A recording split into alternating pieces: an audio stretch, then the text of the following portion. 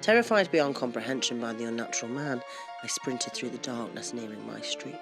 And right before the turning, I took one more look over my shoulder. The Tweed man was only a few yards behind me. I accepted that I needed to take what my son said about my future seriously. That week, he said more disturbing things. I remember when I was a mummy and I set the house on fire. He looked in the mirror and started scratching and tearing at the mask, but it really hurt. It was as if the mask was firmly stuck to his skin. Getting desperate, he took the knife and sliced into the mask, cutting off little strips of rubber and tossing them into the sink. Jesus.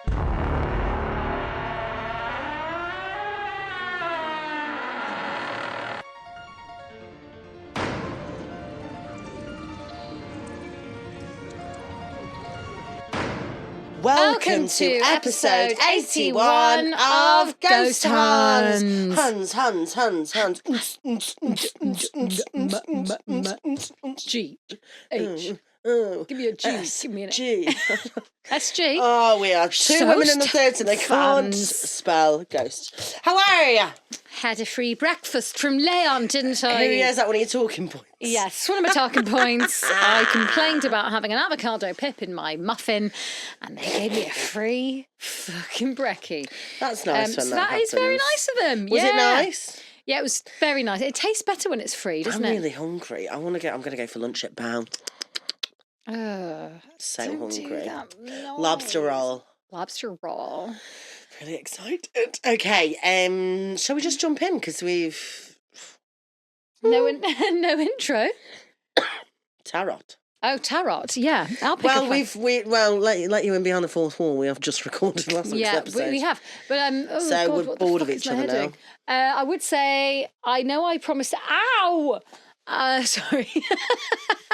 I know I promised everyone a Greek myth thing. I have had a look at them, and a lot of them are like long, windy moral tales. Yeah. I can't find any that are super scary, but I will give us. What happened was you went to Greece and was sat having a wine and was like, do you know what? I'm just Greek. I am Greek, as you know. Love Greece. Greek, but what I'm going to do is find a few select little mini sort of Halloween-y style scary stories, but a lot of them are just she went to the underworld and then there was a three-headed dog. I do love Hercules. Do you? Yeah. Okay. Right, I'm going to pick a tarot. Fucking hell. Because the best song that I won't say I'm in love. No chance, no way. I won't say it, no. You swoon, you sigh, why deny you?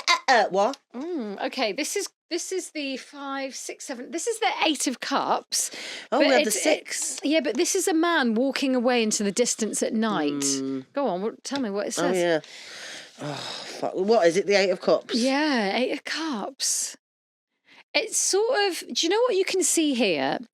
It's a sun and a moon at night, and there's a lone traveller walking towards a mountain. I almost feel like it's quite a nice card.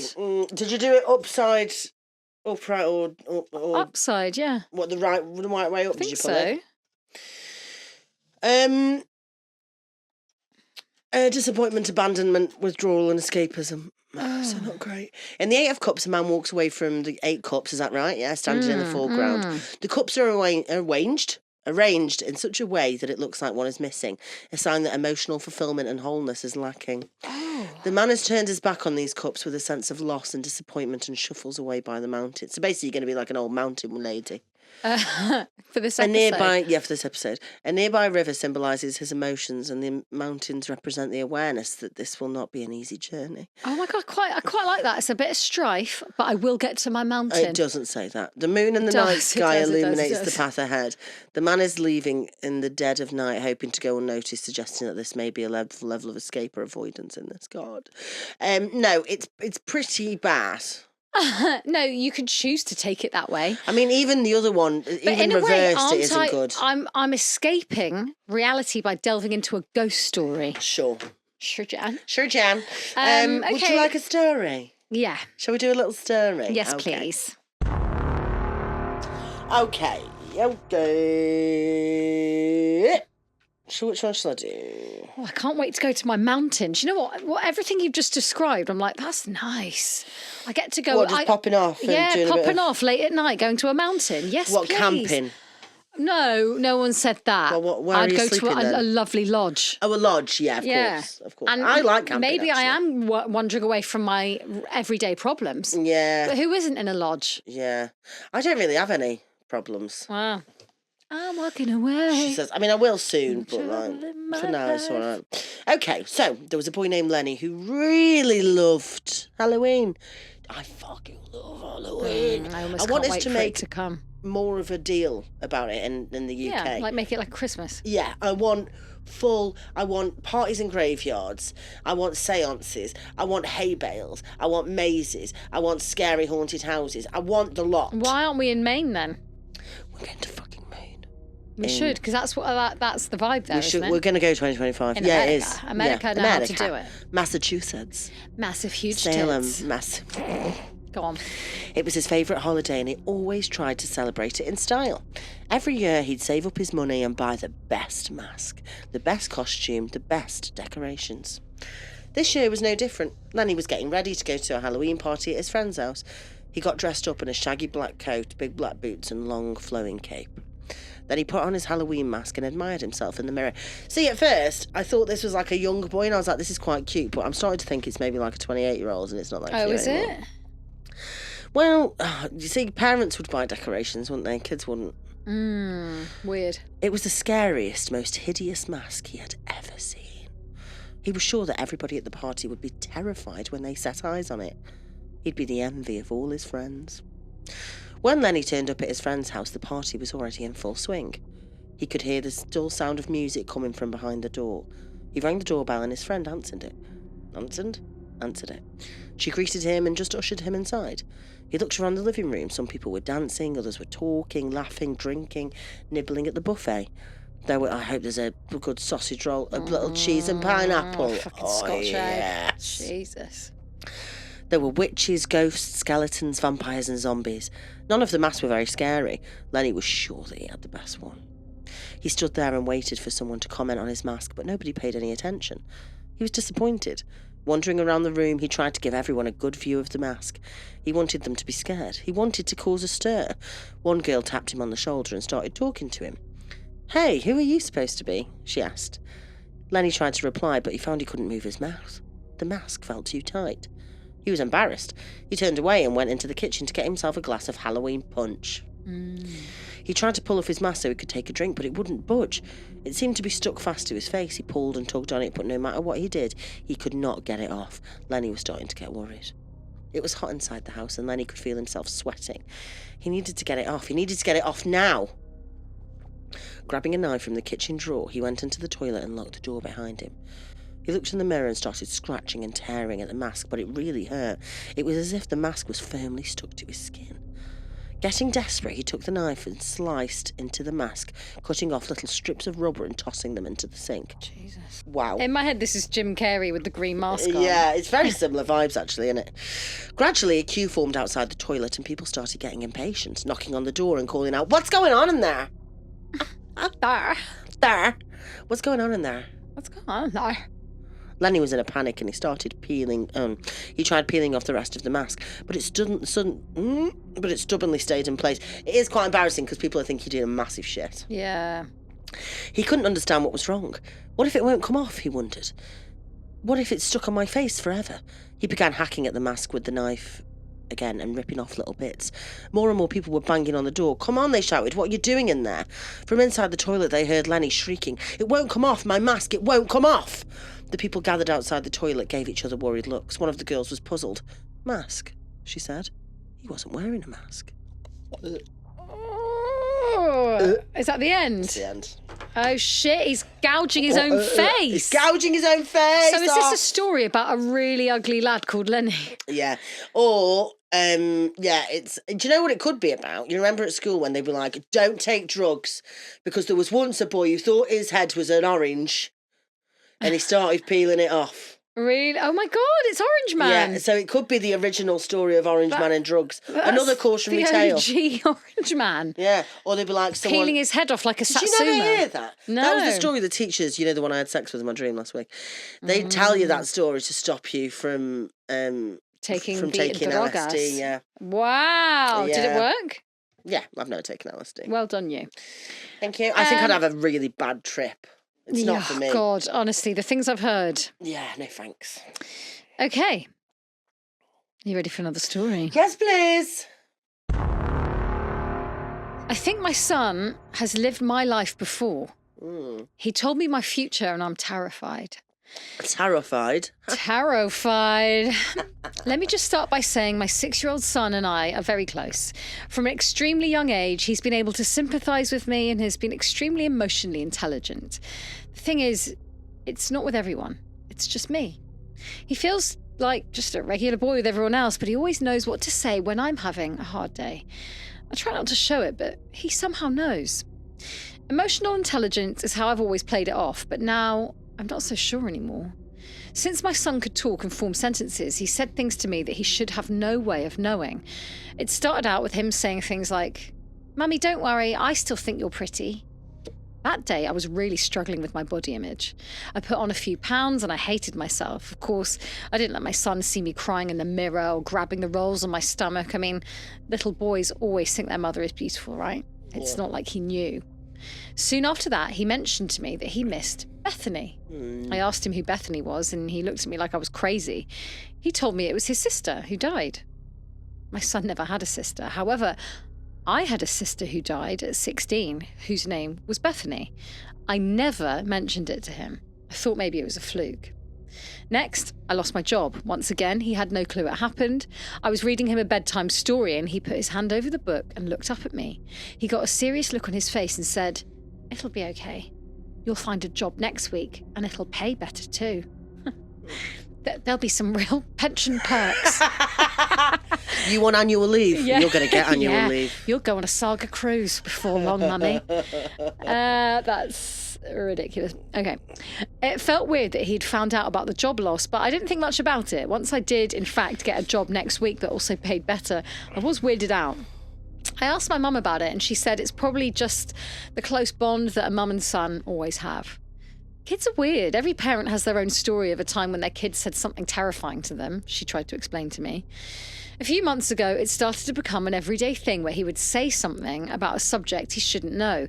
Then about a month ago, it went from him knowing things he shouldn't to him saying things like, "I remember when I was a girl and I loved the colour purple. I remember when I was a mummy and I cried a lot. I remember when I was a mummy and I wanted to run away." This felt weird to me. It wasn't like he thought he was a girl. I asked him once why he thought he was a girl. He looked at me frustrated and said, "I'm not a girl now. I was a girl before I was a boy." He kept telling me stories of all the things he did when he was a girl. He would tell me things about myself that I've never told anybody, even my husband. When I told my husband I was starting to get scared of my son, he said I was being dramatic. I guess it doesn't help my case that I didn't tell my husband everything my son said to me.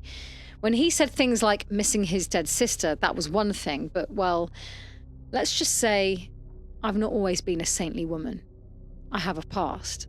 I mean, we've all done things we aren't proud of, but my husband doesn't know about these things. First of all, I stole a lot as a teenager. Nothing too crazy. I think a lot of teenagers do that, honestly. The more serious things I kept from him are, I got a DUI in college. What's that? Oh, drunk under the influence. Yeah. Drinking under the influence. Driving under the influence. Did I say drinking? Yeah. You're like, well, I had a wine and then I had another wine. The more serious things I kept from him are, I got a DUI in college. My ex has a restraining order over me. Shit. I was a stripper for several years. And worst of all, I cheated on my husband a few years ago. It was dumb and I regret it, but I'll never tell him. The stripper thing isn't really an issue. It's more the restraining order that's like... The restraining order, even the stripping, I'm like, fine. Cheating, the stripping's fine, yeah. Cheating and drink driving, less Cheating probably rosy. deserved it. No, I'm joking. I'm just joking. Just kidding, lol. It was dumb and I regret it, but I'll never tell him. My son had mentioned doing all these things when he was a girl. Are we about to, like, see a child on a pole or something? No. Because that's going to be really weird. Okay.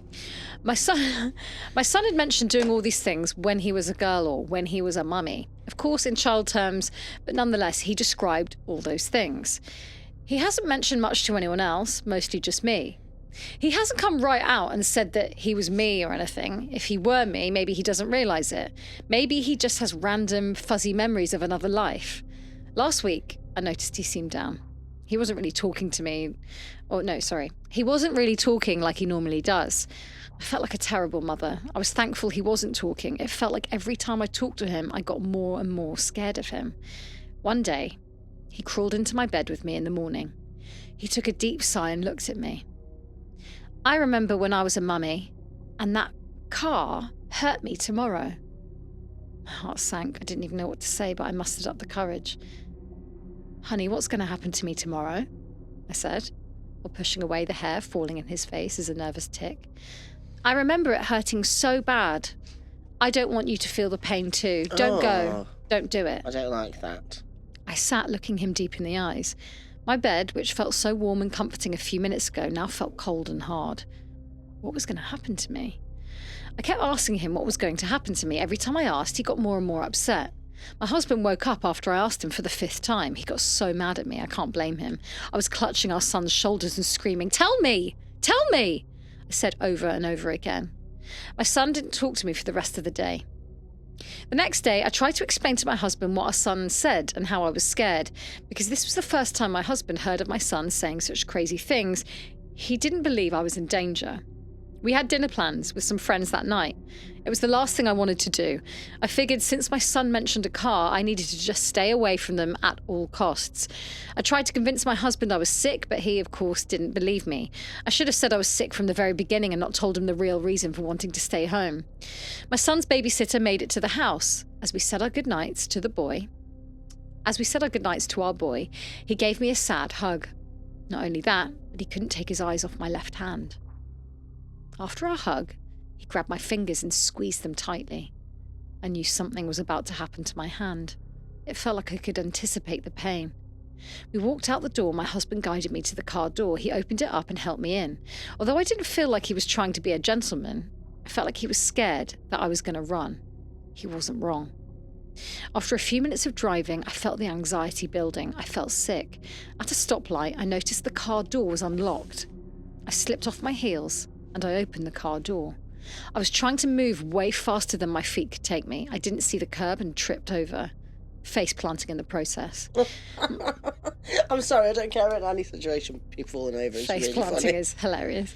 My husband came running over to help me up. I thought he would be mad that I tried to run away. I thought he'd call me a brat or worse, but he didn't. He could see how scared I was. He realised it didn't matter if what I was feeling was real or not, but he needed to respect my fear and worry. He tried to help me back in the car. He said we'd go back home, but I refused to go in the car. I told him we had to walk. This is when he started to get frustrated. He felt like he did his best to compromise and empathise with my anxieties, but he wasn't willing to walk 2 miles home in 40-degree weather at 7 p.m. Looking back, I understand why he was so annoyed. He grabbed my shoulders and took a deep breath. He started nudging me back to the car. The nudging turned into pushing, and the pushing turned into forcing. I was pushing back and doing everything in my power not to go in the car. I was kicking and screaming. A few other cars pulled over to help. I'm sure they were thinking something much worse was actually happening. Before anyone could get to me, he got me into the car. As he was slamming the door, I reached out my hand to try and stop it. The next few minutes were fuzzy. I could feel my hand pulsing. I could vaguely hear my husband screaming and apologising profusely, followed by strangers separating us and trying to help. An ambulance showed up a few minutes later, and that's when I noticed my hand. My index, middle and ring fingers had been smashed in the car door. Half of my middle finger was completely gone. Shit. We went to ER, and about 80% of my fingers were saved, luckily. If it wasn't obvious, my husband felt terrible, not only for what happened to my fingers, but for being so aggressive with me and not listening to me. I know I should have been more bothered, but I have other family members I'm more worried about. After that, I accepted that I needed to take what my son said about my future seriously. That week, he said more disturbing things. I remember when I was a mummy and I set the house on fire. Oh, is she an arsonist? I remember when I was a mummy and I stabbed my husband. Oh, God. I remember when I was a mummy and the scary man took me into the forest. Oh. I remember when I was a mummy and the monster from the closet hurt me. This woman's had a life, hasn't she? Oh, we're about to have one. I was terrified of the things that would happen to me. I know children can't always describe or articulate words that well at a young age, but that didn't help me feel any better. I tried to ask him for details of what he meant, but once he said something, he usually didn't want to talk about it anymore, especially if it seemed to be traumatizing. It's like the memory would flash in his head and it had to be blurt out. The reason I'm writing all this out in the first place is because of what he told me today. The two of us were colouring at the kitchen table, and without even looking up at me, he said, I remember when I was a mummy, and my son killed me. I froze in fear. I couldn't believe the chill that ran down my spine, and the fact that he didn't seem fazed by it at all. He just kept colouring his pirate ship. I need help. What the fuck am I supposed to do? I don't even know how to process any of this. I don't believe in reincarnation or anything like that. Even if I did, is that even how it works? There shouldn't be an overlap in lives like this, right? But how else is something like this explained? It's not like my kid can just see the past and the future. He's seen my whole life before, and from his perspective, he doesn't find it strange that my life used to be his. He's also aware enough to recognise a memory, like when I lost my job and he comforted me, knowing that I'll get a new job soon. This whole thing is hurting my brain. I love my son, but I'm so terrified. Please, I need some help. I don't know what to do. Wow. The end. So, killer kids. Well, when... no, because he said, I remember when I was a mummy and my son... Oh, yeah, killer kids. I thought she was going to kill him, sorry. No. Much so, that would be darker, I think. That would be dark. I actually was like, oh, she's going to kill him. Yeah, no. Oh, so he's going to murder her. He's going to kill her, yeah, he's going to murder. Well, he's going to murder the she shit does out sound of her. cray. She sounds a bit mental, doesn't she? Like, restraining order, come on, love. Yeah. What Come you on, doing? then. What Yeah, you I know, doing? Martha. Oh, just had a notification. Terry Butchkowski liked our story. Classic. Oh, good. Thanks, Mum. Right, okay, we got a ready story. for another one? Yeah. It's hard to explain my horrifying situation to people. I spent a good 10 minutes mulling over a clear, succinct title for this, and I reckon I've probably raised a few eyebrows. After all, how can somebody follow you with their back turned? Oh, no, I don't like it. I first noticed him at a train station. A tall man with a tweed jacket, corduroy trousers and stringy, straggly hair. Sounds fit. I would. He was standing with the tip of his nose mushed against the wall, an unmoving, faceless figure. I smirked myself, finding him no less odd than the majority of drunkards in the city on a Saturday evening. myself? Smirked. Say it again. I smirked myself. I smirked myself. Smirked to myself. Oh, there's a two I in that. smirked to myself. Oh, you missed I out the smirked. two. No, I didn't. I You went, did. I smirked to I myself. smirked myself. I smirked to myself.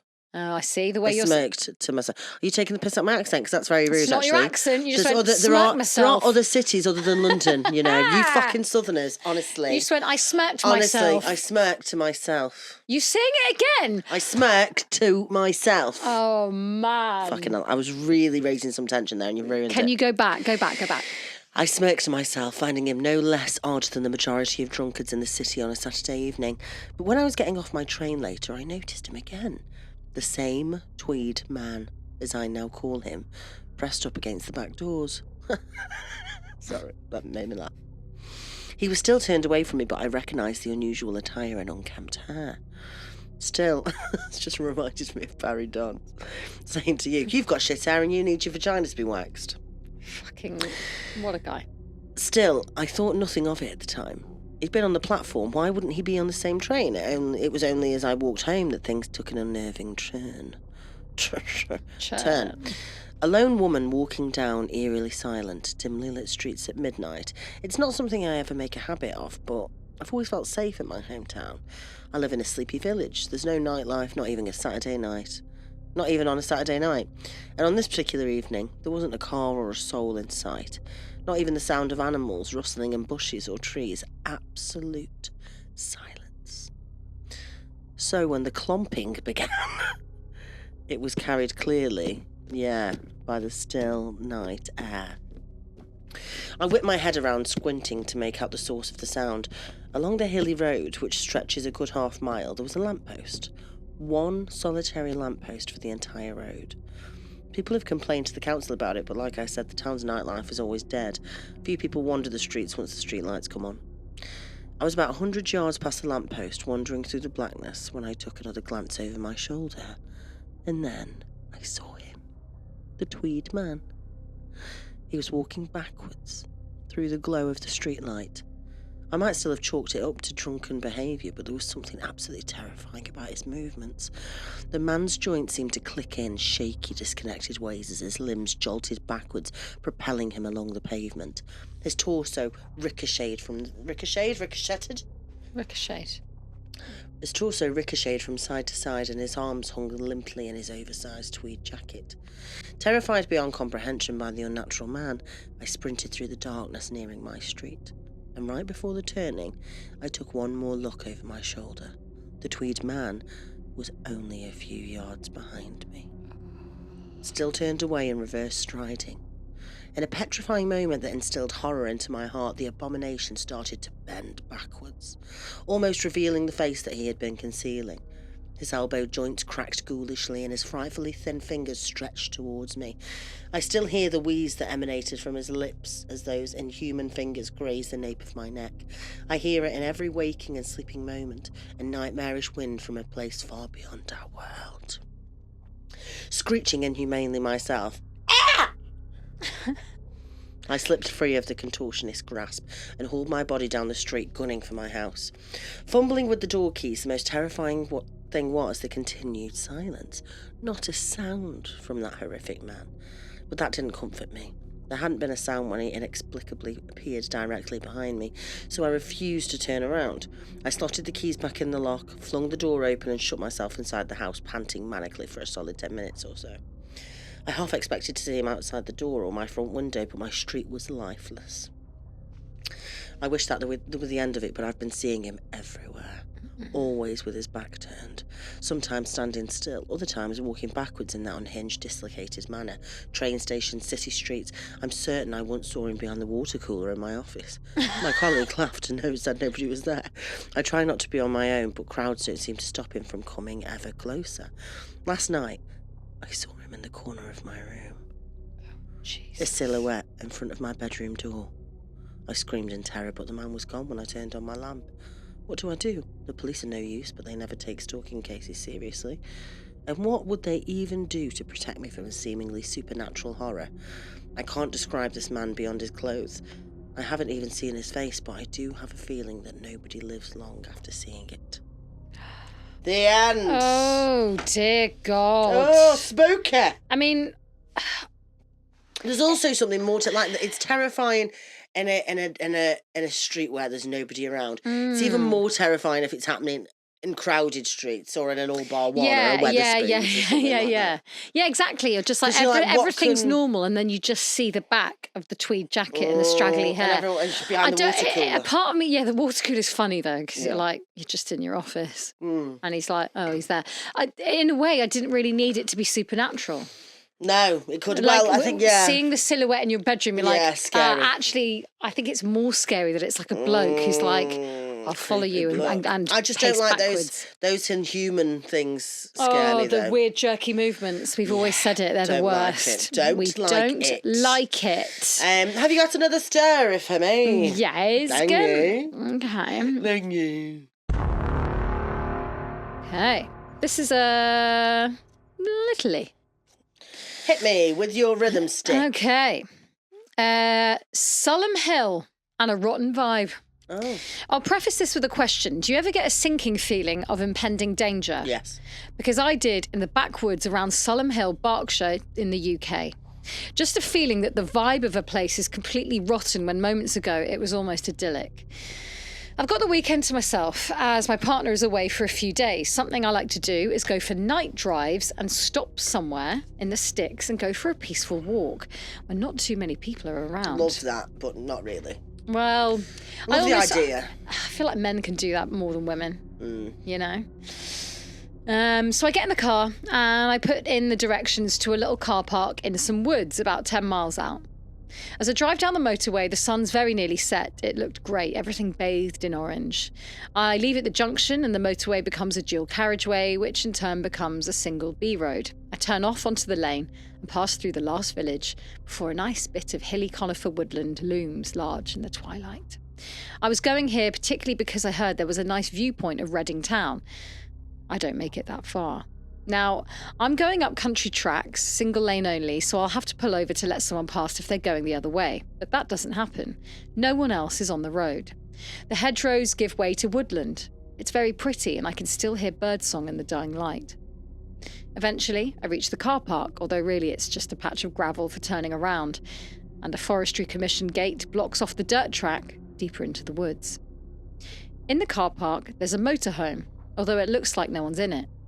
There's also a dark blue Ford Fiesta EcoBoost with a fella in it on his phone. I park in the corner behind the motorhome and 2 spaces over from the Ford and get out. There's a meadow across the road from the car park, so I walk to see if there's a path that may lead to a viewpoint. I've not been here before. No viewpoint, but a single deer. Nice. After that, I cross over again and decide to use the track behind the forestry gate. Even if I don't find the viewpoint, it will be a really nice walk, I think, and I begin walking. The man in the little car isn't on his phone anymore. He gets out. I take a few more steps, but I'm already feeling a creeping dread. I look over at the man. There's now a second man, and the pair of them are dressed in dark, practical clothes with boots. They're very tall. They don't say anything to each other. Their faces are made of stone. I've stopped now. I pretend to be on my phone. I try not to look directly, but out of my peripheral, I catch them taking turns to sneak looks at me. So I look at them directly, and one is just watching me as they walk towards the same path I was about to head down. I just stand there as they walk by, and they keep looking at me in alteration, even turning their heads as they're in front of me now to look at what I'm doing. They disappear behind some hedges, looking at me one more time before they go. The dread feeling, the rotten feeling, is really strong. I've had this danger feeling only twice before. One time, the danger was perceived, the other time, very immediate. At this point, I decide, absolutely not, and go straight back to my car and get in. I can see the men again. From the car, I can see around the bushes, and they're just stood there, watching me. The entire time I got ready and drove out of the car park, turning onto the road, they had just stood there, watching. I hope I was just being paranoid, but I know the difference deep down. Paranoia makes you jump at your own shadow and feel anxious. This feeling was cold and a solid feeling in my gut. You become hyper-aware of your surroundings, but also the object of your dread, in this case, the men. I just had a terrible feeling about them, unlike any other stranger I'd come across. Does anyone else get the feeling I'm talking about? Have you had it before? The end. Oh, spooky. I mean, what do you think they were doing? I think that's like a trafficking point or something. Yeah. Do you know what I mean? Drugs. Yeah. Do you Peeling think, off their own faces. Do you think the orange man? The orange man, yeah. They're Satsuma. Something very unsavoury. When we were in Italy, we thought we were going to get trafficked. Cause this taxi driver was driving like an absolute bell end. Italian drivers are so bad. I don't think he was actually even a taxi driver. But then I looked around me and were like, no, we're not going to get trafficked, we're fine. I'm too old. Yeah, sorry, they don't want you. Imagine if you ended up and they'd be like, oh, if you brought me this yeah, they're like, we're not going to get a price for that. Yeah, and I'd be like, rude. Yeah. Never mind. Would you like another story? I would. And then I also want to know, Sulham Hill, do we know anything about that? I've never heard of that, no. Me neither. Sulham. Sulham. Sulham, no. Okay, this isn't very long, so this will be fine. Hannah, it looks spooky. Can we go? Does it? Yeah, I want to go find the men in the bush. Sorry, anyway, carry on. Yeah, let's go. Fuck it. I didn't know it was a real place. Oh my God. No, that's a real story, that. You ready? Yes. There were 2 young boys named Trevor and Will. They spent most of their vacation hanging around town looking for things to do. One hot August night, the boys were sitting on a fence by the main road. There was a cornfield just across from them. Suddenly, Trevor spotted something in the field. In the darkness, It was difficult to make out, but he thought it looked like some kind of weird animal. He nudged his friend and pointed in the direction of the strange-looking figure. Will said that he could see it too. He wasn't sure, but the mysterious thing seemed vaguely human. The next thing they knew, the thing was gone. The boys craned their necks and scanned the field with their eyes. Out of the blackness came the thing. It slowly walked over the edge of the field before disappearing again. Trevor and Will looked at each other, puzzled. "What was that?" asked Will. Also, this must be old because there hasn't been a child called Trevor for a very long time. Trev. What was that? asked Will. "I've no idea," replied Trevor. No sooner had he said that than Trevor felt a clammy hand on his shoulder. He turned round and found himself staring directly into the hideous face of the thing. He let out a yell of terror and surprise. Ah! The thing. The rotting skin on the thing's face was coming off in places. It's the orange man again. It's the orange. I've honestly, what a theme, LSD. It was coming off in places, revealing the bone underneath. For a moment, it just stared silently at Trevor with its dark, sunken eyes. Then it suddenly grabbed hold of his arm. Trevor felt its fingernails dig into its flesh and he wriggled out of its grasp. The two boys leaped over the fence and ran down the road, screaming in horror. They didn't stop running until they reached their homes. They tried to tell their parents and friends about the thing they'd seen that night, but nobody believed them.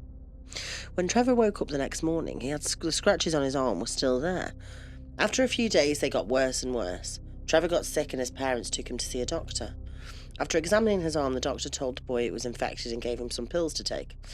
Unfortunately, Trevor's condition got worse and worse. Oh, God. The infection spread to his entire arm, and it wasn't long before his flesh was rotting off and falling away. He was taken to hospital, but no matter what the doctors did, no treatment seemed to work. The infection spread through his whole body. Trevor was confined to bed and started to waste away. It seemed like he was beyond help, and as the days went by, he steadily grew worse and worse. His anguished parents could only sit at his bedside and cry as they watched their beloved son slowly rotting away before their eyes. On that day, Trevor finally passed away. Will came to the hospital to visit him. When the boy walked into the hospital room and saw Trevor lying in bed, he was horrified. His friend looked exactly like the thing. Oh, wow. Yeah. God, what a narcissistic demon. Yeah, just turning it into itself. Come look like me. Look like me, Trev. Have you ever seen Thinner? No. Oh, it's fucking hilarious and good. It's a Stephen King book when they made it into a film. And this gypsy puts a curse on this bloke because he's a bit of a twat. And he's a bit bigger and he's a bit unhealthy. And she puts a curse on him and he just loses weight no matter what happens and he turns into like this, like... and it's very good. Oh my God. It's good, but in like a kind idea. of mental way. Yeah, I love it. Like classic Stephen King, you know what I mean? So that was the thing. I really enjoyed that. Thank you. Creep of the week. Creep of the week. Creep of the week. Creep of the week. Creep of the week. Go. This is from Susannah. Oh, hi, Susannah. Mm-hmm. Very close to Suzie. Yes. Queen. Hey, ladies. I've been off school sick for the past 2 weeks trying to catch up on schoolwork today. I, of course, watched just one TikTok before beginning the frightful endeavour that lay before me. Gosh. However, it just so happened that one video was yours. That was at least 3 hours ago. So now I sit at the kitchen table, having gotten very little work in, yet my thrill for the paranormal satisfied. Oh, lovely. I don't believe in ghosts or find truth in the paranormal, but I do admit I'm a sucker for a good horror story. And so I bring you one that you may fancy. It's not as scary as what you normally read, nor as twisted. It doesn't end with decapitated limbs or spooky smiles, but it is true. And that's what gets me the most. This is a story my dad seldom tells. He must be begged before he'll even consider parting his lips to tell this tale. Being the macho man that he is, I find it all the more curious, and I hope that it gives you a good scare. Gorge. I hope you'll consider giving it a read. About 30 years ago, my dad, at the age of 17 or so, was coming home after a night at a dance. This was the wee hours of the morning, 1, maybe 2. The moon was bright and glistened on the snow-dusted fields of growing wheat. As he pulled into the long farm lane, all was normal. A beautiful sight, really, peaceful and calm.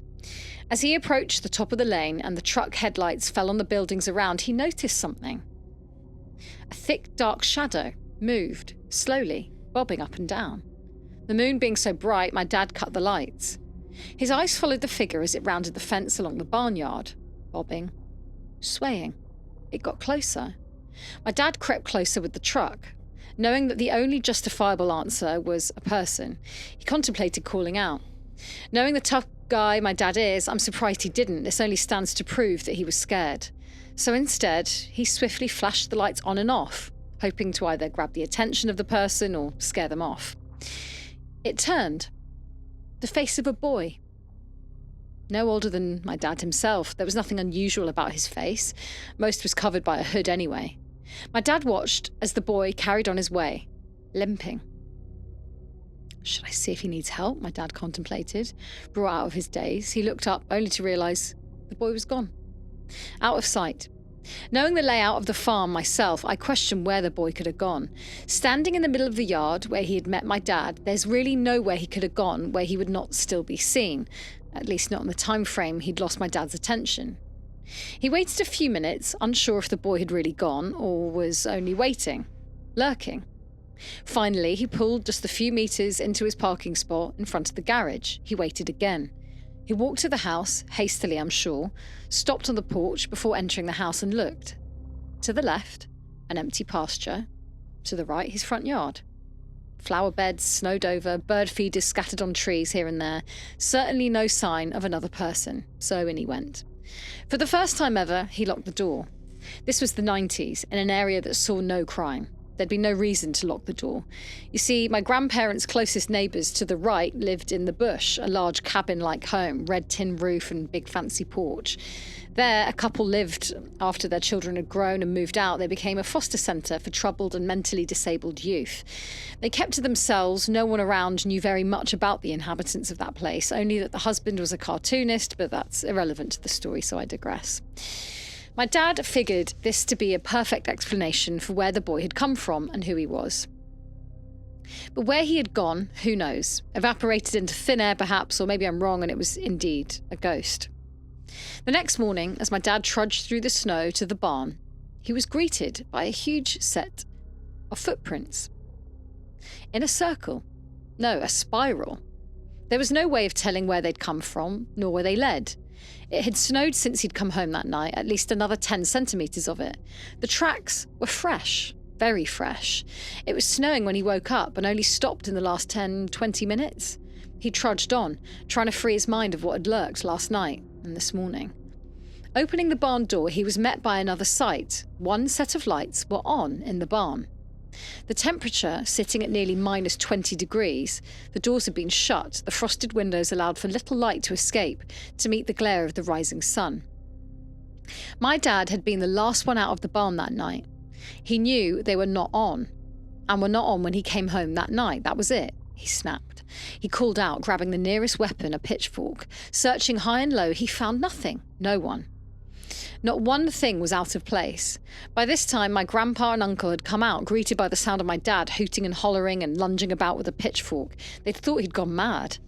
My dad calmed at their sight, quickly dismissing his behaviour, before they had time to question him. They finished the chores and the day went on as any other. More snow fell, and it meant that the tracks were concealed and gone forever. That night, however, my grandfather would experience his own scare and forever share a piece in this story.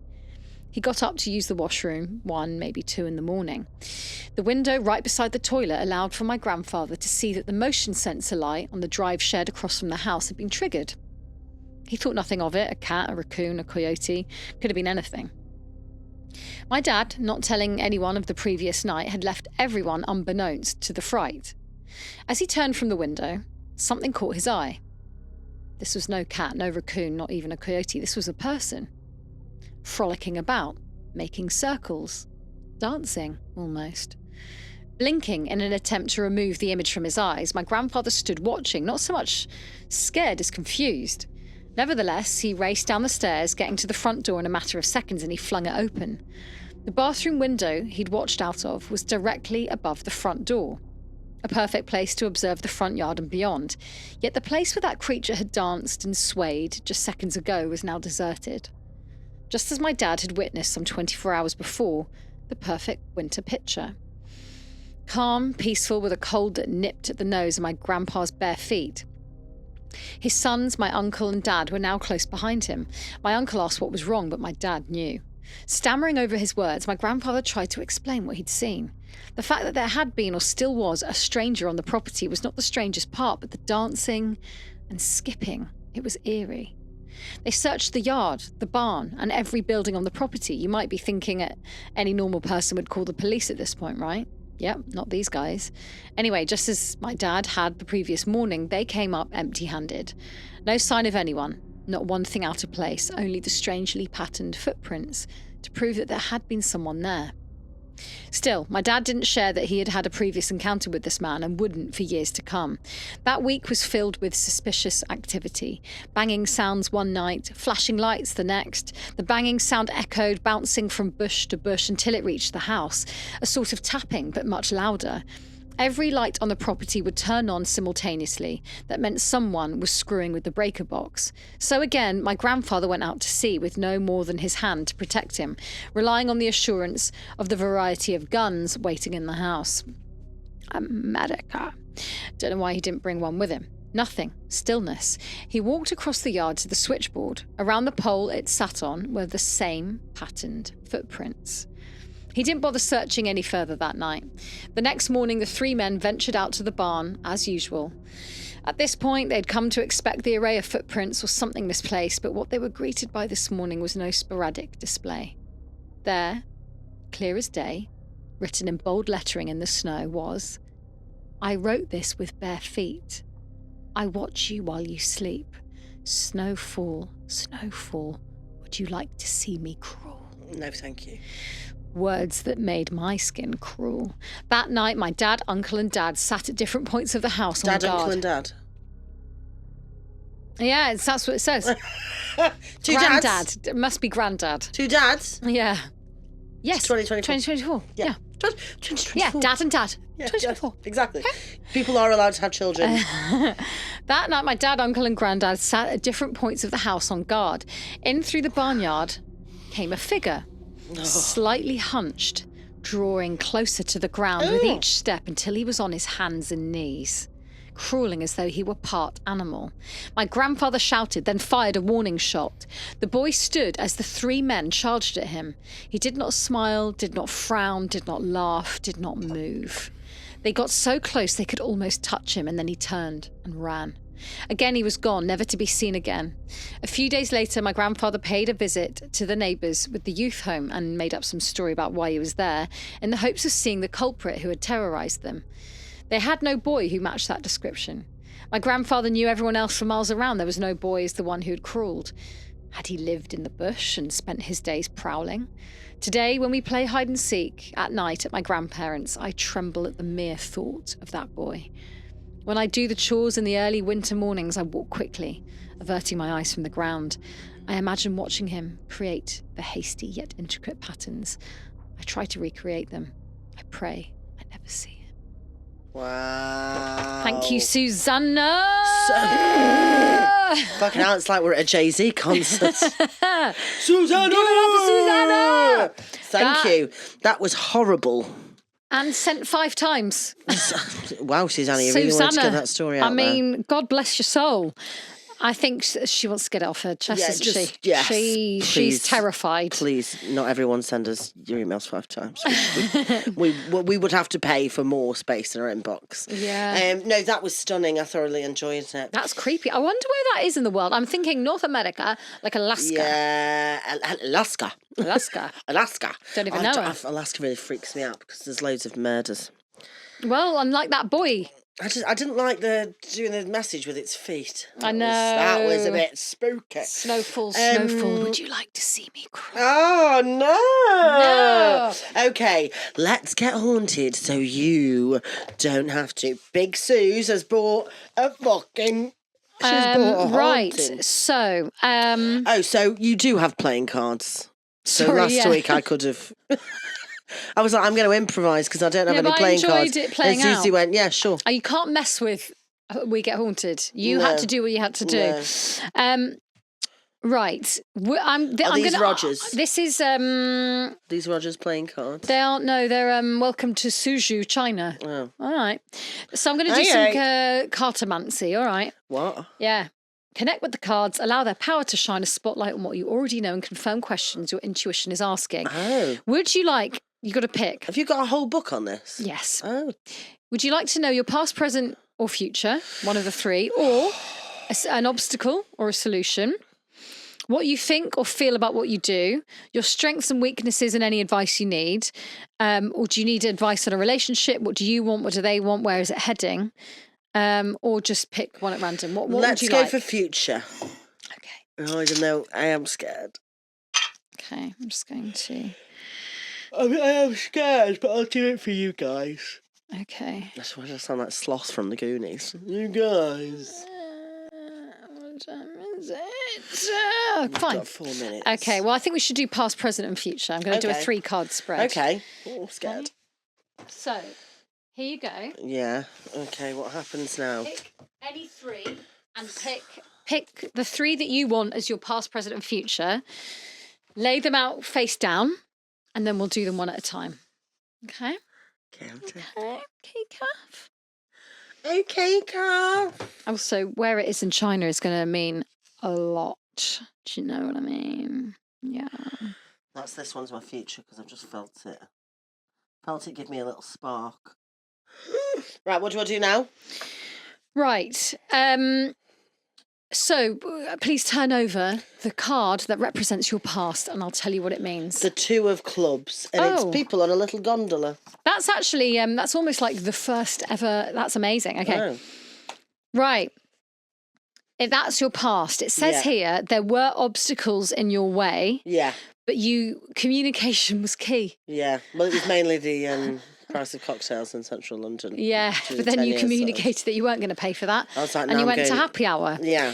Gorgeous. Stunning. Let's go for your present. That's very accurate, actually. This is the 8 of clubs. Very club heavy. And this is a nice little pub. Ah, well, this is interesting. Miscommunication may cause problems in the workplace, so you better communicate with me. I think we communicate too much. Yeah. We are never not communicating. Yeah, but it may I'm going to block her. Yeah. Don't even know Just her. to get a bit of peace. Now, the last one. This is your future, so really hope you've picked well. 8 of Hearts. Okay. I kind of wanted to be another club. Reuniting with old friends and lovers. Oh, I don't like that. Slow down so you can take... You literally had a dream about your teacher. That's it wasn't an old lover. Slow down so you can take in all that is happening and feel balanced and calm. So you're about... Do you know what's going to happen in your future? You're going to meet an ex.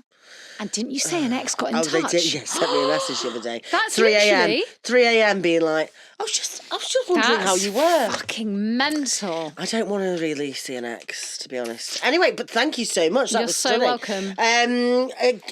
Please, if you want to come and see your Huns IRL, we're in Edinburgh 2 weeks every fucking night. So go ahead and check our Linktree because we're going to do some previews for our hour-long show. We're going to be at the Pleasance in Islington. Yes. We're going to be at Streatham Space Project. We're going to be in Falmouth. We're going to be at Falmouth Fringe. Yeah.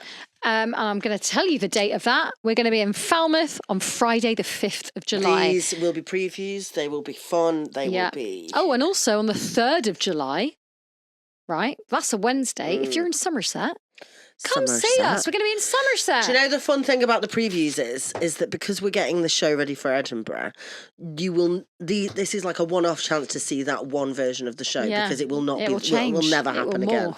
So please do come and see us. Head on over to Patreon if you want to watch our Ghost Hunts, our most recent one at Shrewsbury Prison. It was amazing. And there's some bonus episodes on there for you as well, all for the price of a Leon coffee. Which was free, so no it isn't. Oh, right, so no it's not then. But it's very reasonable. We love you all so much. Have a fantastic day, or if you've had your day, I hope you've had a good day and have a nice Thank you for sending us your stories. We love you so much. Please keep them coming. Love you, bye. Bye. Bye then. Bye, Car. Bye, Car.